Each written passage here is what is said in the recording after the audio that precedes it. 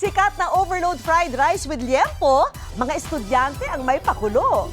Pagkakasyahin po yung oras, yung papasok po ng umaga, uwi po ng hapon, magtitinda po ng hanggang gabi na po. Lalim na ng bangin ang bagsak ko. Tara, diretso tayo. Engagement ring, DIY. Dahil 18 years na kami, kumbaga mas may kahulugan yung bagay pag pinaghihirapan. Lola's love para sa apong may kapansanan, walang katumbas. Sobra ba? Mahal ko si Lola ko. Ano mas? Ate, okay ka lang? Tingnan namin, ate, okay ka lang? Babae, muntik ng ma-rape.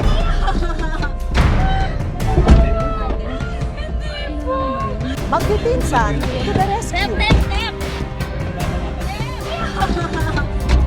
Eto na ang mga nakaka-inspire na kwento ngayong Sabado. Magandang gabi, ako po si Vicky Morales.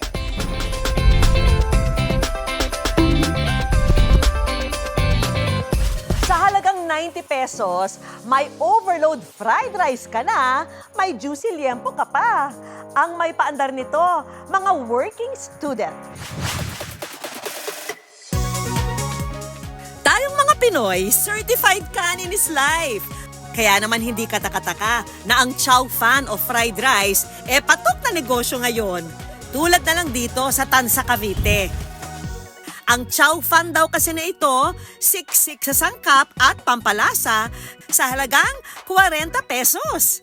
Mapa-bestseller nilang pork chop o liempo hanggang sa hotdog, siomai, Shanghai at Hungarian sausage. Name it, they have it!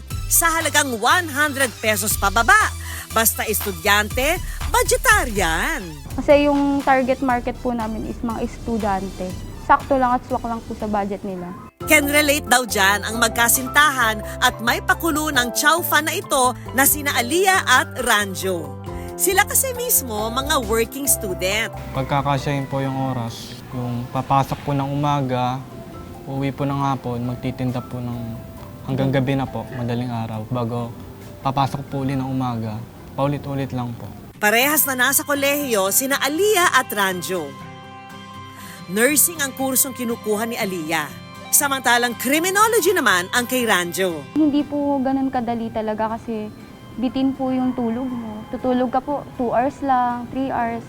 Mas nakikita mo kung paano, gaano kahirap kitain yung pera. Parang mas lalo kang magpupursige na makatapos. Madiskarte po siya kahit nung elementary. Halimbawa may baon po siya.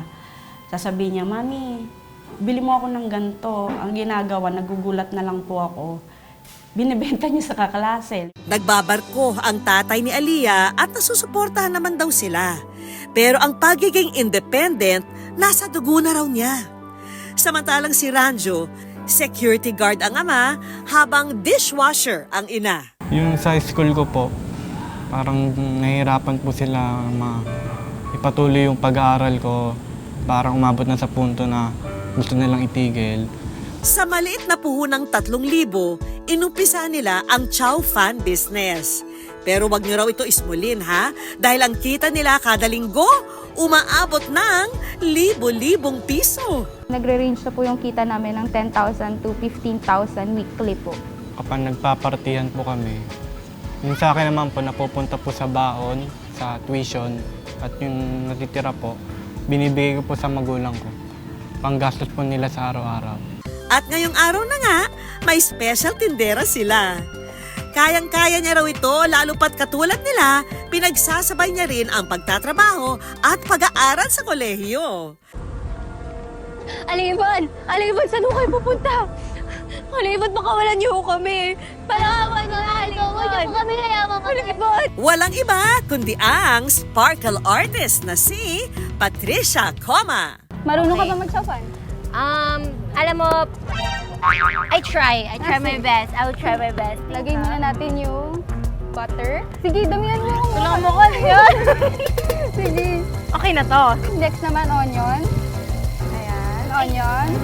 Chorizo. And ham. Mixed veggies. Pero Aliyah, kasi narinig ko daw hindi ko sure. Nag-VTR ka daw dati. Like nag-artista ka ha.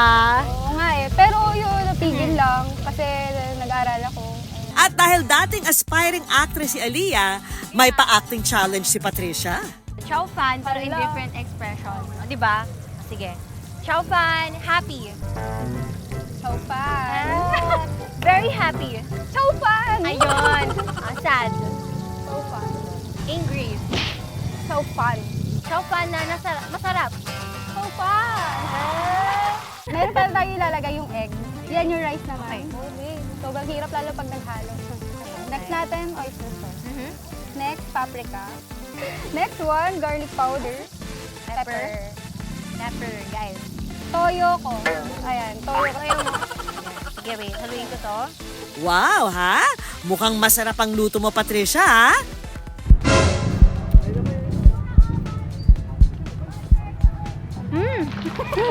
Okay siya. Ang sarap. Sobrang balanse nung lasa. Approve kay Patricia ang chow fan na gawa nila. Pero approve din kaya ito sa iba nating kapuso? Hello po. Ayan si Madam. Hi, Madam. Hello po. So, meron kami ginawang chow fan dyan sa Chow Fan Street. Baka gusto mo i-try. Sure po. Feel lang. Okay? Oh my God! For me kasi, hindi ako mahilig sa parang maalat. Sakto lang po, as in, kuhang-kuha niya yung gusto ko. Eto, si Kuya. Dahil nagbibideo ka na, Kuya. Gusto mo ba ng free taste? Okay, sige, sir. Go. Pati na making. Anong tingin niyo, sir? Sakto lang. So, pasado sa inyo? Pasado. Thank you, Lord. Walang pinipiling edad ang pagpupursige para sa pangarap. Nasa sipag at tiyaga at higit sa lahat, diskarte gaya ng ating mga estudyante/negosyante. Ilalim na ng bangin ang bagsak ko. Sinuong ang hukay na singlalim ng 20 palapag na gusali. Tara, diretso tayo. Sa likod ka na yung dulo ng tunnel. Grabe. Sa ngalan ng pinapangarap na DIY Sing-Sing. Swerte tayo, may nakuha tayo dito. Ano ang kwento ng ginintoang love story na ito?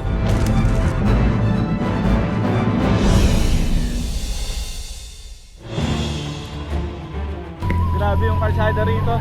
Sinadya pa raw ng 38 taong gulang na si Benjo ang minahang nito sa Bicol para maging minero for a day. Pasok na tayo rito sa loob. Ang target niya raw kasi makapagmina ng ginto. At ito na, nagsimula na ako mahirapan magbalanse. Pagpasok ko yung first na baba ako ng balon, parang gusto ko na kagad umakyat. Kasi iba yung pakiramdam talaga, sobrang nakaka-suffocate yung hangin. Pero sabi ko nandito na ako eh. Tara, diretso tayo.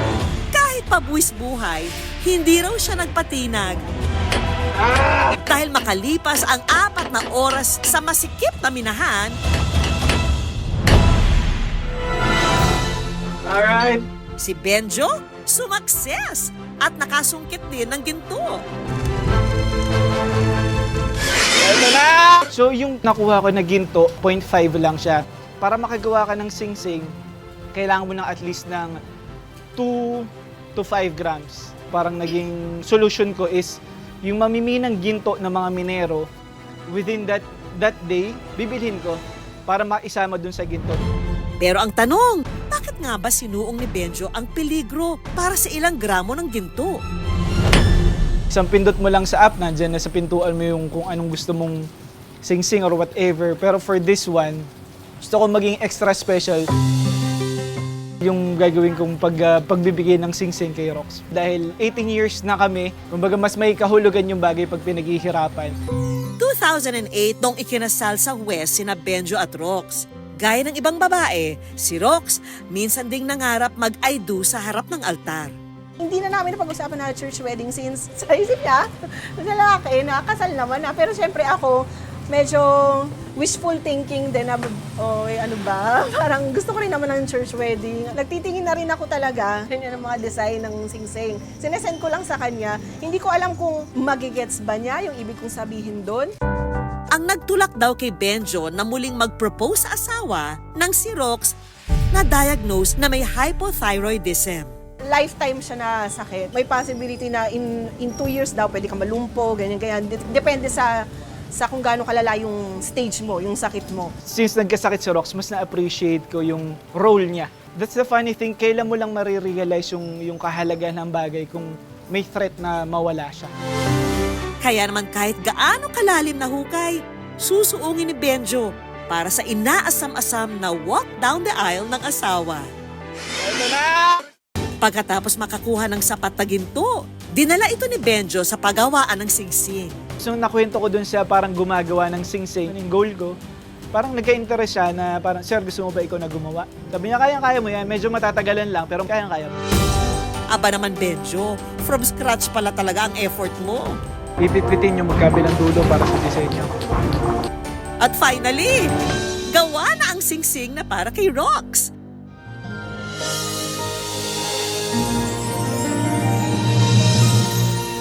Sana umubra sa buong oras ng biyahe. Let's go! Pero hindi pa riyan nagtatapos ang kanyang pakulo para sa pangarap na church wedding. Si Benjo nakipagkita kay Rox sa lugar kung saan sila unang nagkakilala. Oh my gosh! Ngayon lang tayo.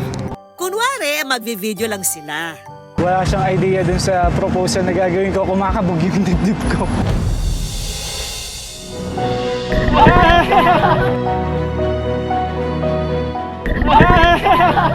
Kunsaba ko sila, kunsaba ko.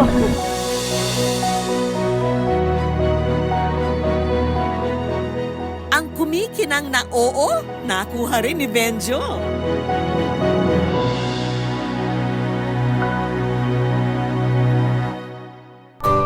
Dahil nagpapagaling pa at patuloy ang gamutan ni Rox sa Maynila, pansamantalang long-distance relationship muna ang dalawa. Nasa Bicol pa rin siya, tapos si mama ko nandito sa Nueva Ecija. Pinili ko muna mag-stay muna sa mama ko. Makalipas ang halos 1 buwan mula nang mag-propose, si Benjo luluwas uli ng Maynila. Ang gimmick naman ngayon, susurpresahin si Rox na nasa Nueva Ecija. At kasabot niya riyan, ang Good News Team. Ang ilang oras na biyahe, oras na ring mapawi ng matatamis ng ngiti. May buong team ako sinama. Hello! Para sa'yo, pangalawang beses ko lang yun. Ha? Ninong? Ha? Ha? Ano to? Hindi, sakto naman. Nakakaramdam ako actually. Kasi wala kang paramdam sa akin buong araw kahapon. So sabi ko may something. I don't know. Malakas makaamoy talaga to. Ang dalawa, may special date pa. Nag-usap kami na gawin na namin lahat ng bagay na pwede namin gawin ngayon. Wag na namin ipagpabukas dahil hindi na namin alam. Hindi ko nahawak kung ano yung future namin. One way or another, we're gonna beat this thing. Basta yung mga pinagdaanan natin, I think it's all part ng grander plan ni Lord para mas mapagtibay tayo.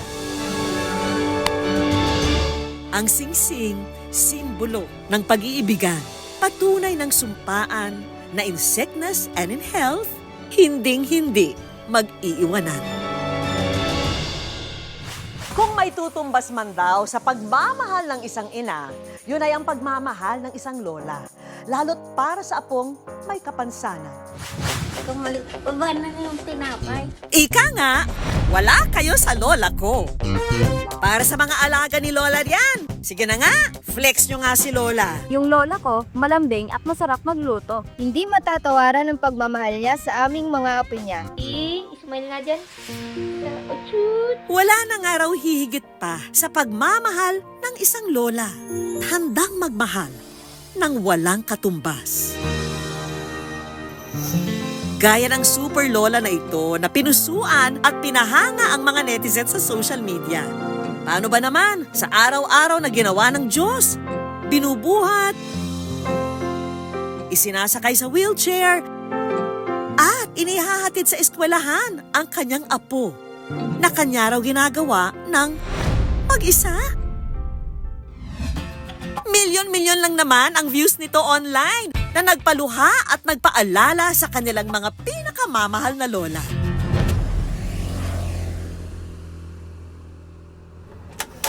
Siya si Lola Virginia, ang 69-year-old na super lola ng Apari, Cagayan. Karin kam dibigat ingin kon galasitin bago. Tapos paliguan ko. Tapos pakainin ko, magpalit ng damit ng uniform. Ang mundo nga raw ni Lola Virginia, umiikot na sa pag-aalaga ng kanyang 11 taong gulang na apo na si Paulo.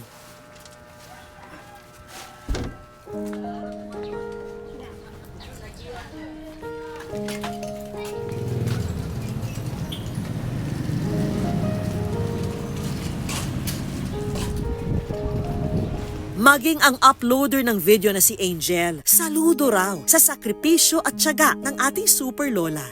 Nagkaroon ako ng pagkakataon i-video para ma-inspire yung mga tao na kahit may kapansanan, pwede mong pag-aralin, kahit nahihirapan silang maglola, pinipilit pa rin nila para lang matuto yung bata.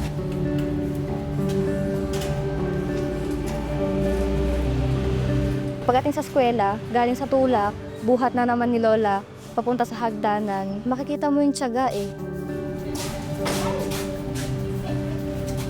Punta kami sa school, buhat ko sa taas, ihanda ko ng upuan niya. Ihanda ko ng notebook na at papel, lapi. Pero si Lola Virginia, may malalim na dahilan pala kung kaya't ganun na lang ang pag-aaruga sa kanyang apo. Inbati ni nanang na kanyak yung patabulan na, tanapan nagtrabaho at Manila. Idi nakasarak ti nangikuha kanya ng agabroad, iyak na lang ako, parang spray ako. Ang dalawa umaasa sa ipinapadalang sustento ng ina ni Paulo mula sa ibang bansa. At dahil bihira sa 1 taon lang kung makauwi, si Lola na ang tumayong ama at ina ng apo na kanya raw ginabayan para maging isang mabuting bata. Kahit kumit nga kwa, magandang buhay niya Paulo, so nga ramidik amin niya kapela. Mabait, Lola. Pag may galinat ako, ako gumaling. Tapos, pambate, pinapakain ako. Pero si Lola Virginia, doble raw ang pag-aaruga sa apo, lalo't may iniinda itong kondisyon na cerebral palsy. Dahilan para hindi siya makapaglakad at hirap ding makapagsalita. Yung bata, pinabalinsok na kinuha ng paa, ipangato na. Inggan ganun na. Ate nala na jay bag na nga intutok jay paa. Tatan idi ko nanguyig-yig at ubing nga nagbuhay. So nagbuhay nga na taon, sakit na. Si Lola Virginia, hindi raw susukuan ang kanyang pinakamamahal na apo. Ang tanging nga raw niyang nais para rito ay maiparamdam na ang tulad niya kayang mamuhay ng normal at may puwang sa mundo. Hanggang kaya ko. Mas lalo ng na bright issue na masaya-saya ako. Laking pasasalamat naman daw ni Lola sa mga nagpahatid ng tulong mula sa social media. Si Paulo, labis daw ang pasasalamat sa kanyang Lola Virginia sa sakripisyo at pagtsatsaga sa kanya. Sobrang ba? Mahal ko si Lola ko. Thank you. Kasi pinag-aral na ko sa hindi na kaya na. Ang good news, sa kabila ng iniindang kondisyon ni Paulo, eto, at isa lang naman siyang honor student sa kanilang klase. Kaya sino pa ba ang lubos ang tuwa at saya? Maragsakan na. Saya ako. Parang balit na may kadejay nagtintibaro ko na nasakit. Awan, maawan, numalay di honor na. At para may mapagkaabalahan at mapagkakitaan si Lola habang nasa bahay, may munting handog na grocery items ang Good News team. Uy! Agado! Salamat! Salamat po! Thank you po! Thank you! Kami nawala pa to magic. Salamat po. Masaya. Sobra. Salamat po. Thank you. Good news. Ang alaga at malasakit ng isang lola, hinding-hindi matatawaran kailanman. Kaya't habang sila'y nabubuhay, ipadama natin ang wagas na pagmamahal sa kanila. Sinsintit ka at tulad mabuti. Opo. Salamat po dahil alaga mo ako. Baby ako. Salamat.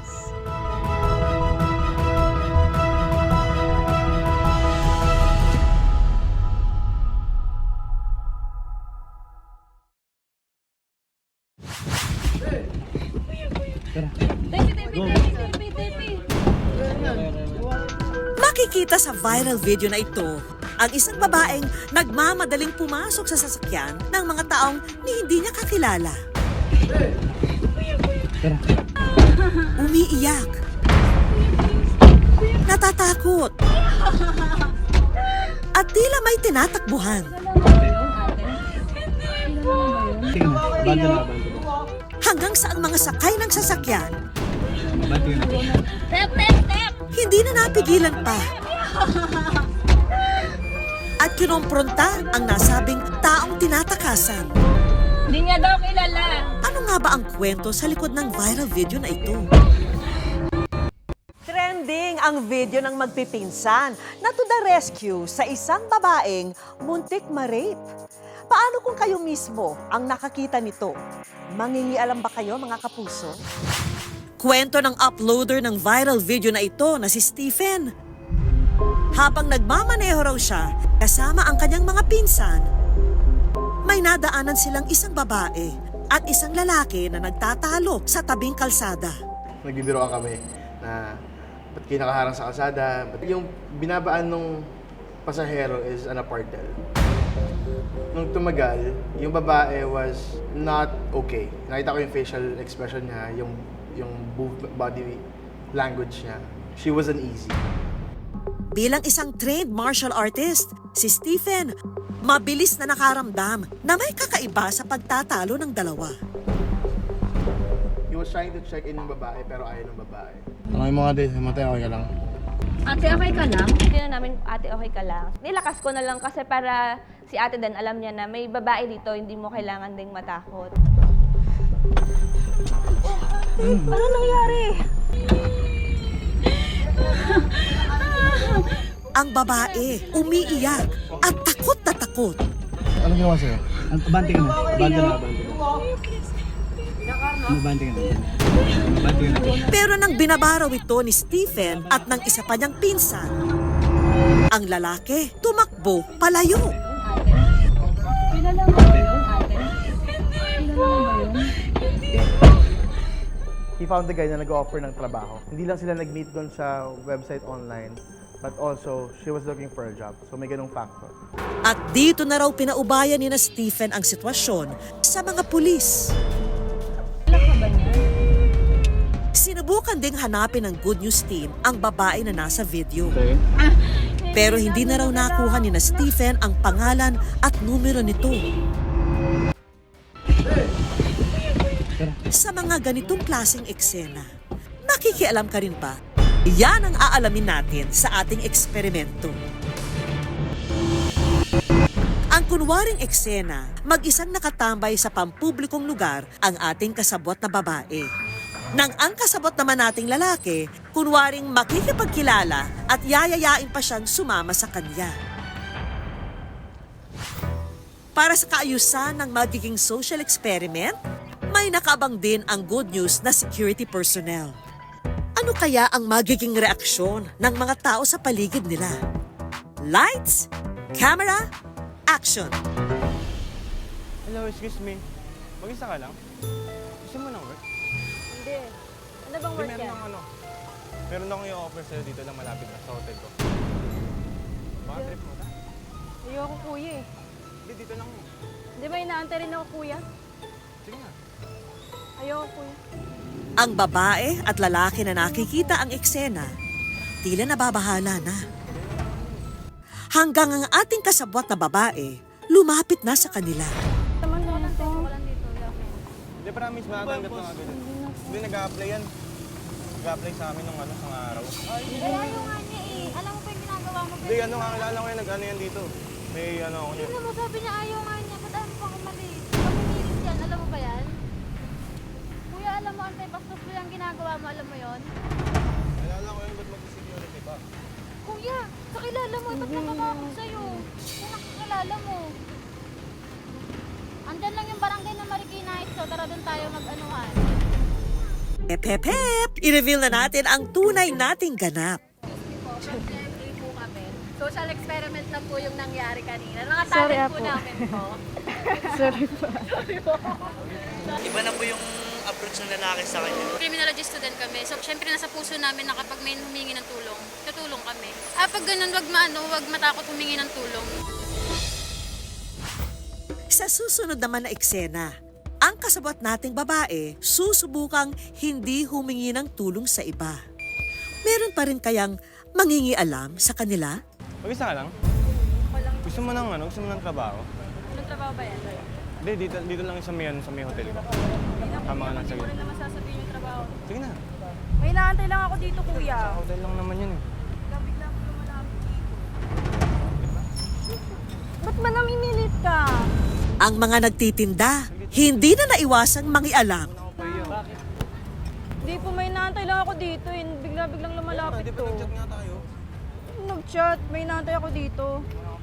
Wait lang. Dito ka na lang. Hindi, kakilala ko yan. Kilala mo ba siya? Hindi po.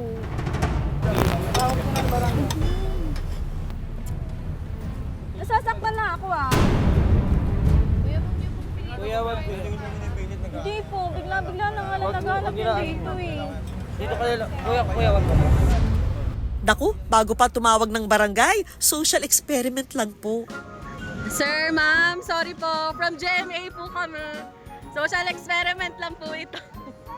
Pasensya na po. Kahit alam ko po sa sarili ko na bakla ako, kaya ko po maging lalaki basta pag alam ko may mali ako nakikita. Eh, may anak po akong babae, syempre ayoko naman po masaktan. Ayon din sa eksperto, ang ganitong klaseng sitwasyon maaring magdulot ng post-traumatic stress disorder o PTSD. Meron din tayong mga set of symptoms na nagkakaroon sila ng intrusive thoughts or mga nightmares tungkol sa event. We would also see symptoms of avoidance. Umiiwas na tayo, gumagawa tayo ng paraan para hindi maka-remind tayo sa mga ganyan na sitwasyon.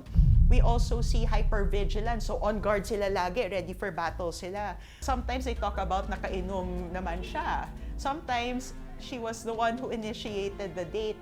Pero at the end of the day, nobody is asking, why did he assault her? Why did he do it even without her consent? Ayon sa District Women and Children Concern o DWCC, maging maingat sa pakikipagkita o pakikipagkilala sa taong hindi mo lubusang kilala. Huwag basta makipagkita sa ka-text o ka-chat, lalo na kapag hindi mo naman siya kilala. Kung makipagkita man tayo ay magpaalam tayo sa ating magulang o mga kamag-anak para just in case alam nila kung saan tayo hanapin. At kung isa ka naman sa makakasaksi ng ganitong eksena, maaring tumulong pero mas mabuti kung tumawag ng saklolo. Mga kapuso, maging mapagmatyag sa paligid. Huwag basta-basta magtitiwala. At kung may nasaksihang ganitong eksena, tumulong sa abot ng makakaya. Wag na po. Naway natanggal ang pagod nyo, mga kapuso. Hanggang sa susunod na Sabado, ako po si Vicky Morales. Tandaan, basta puso, inspirasyon at good vibes, siguradong good news yan.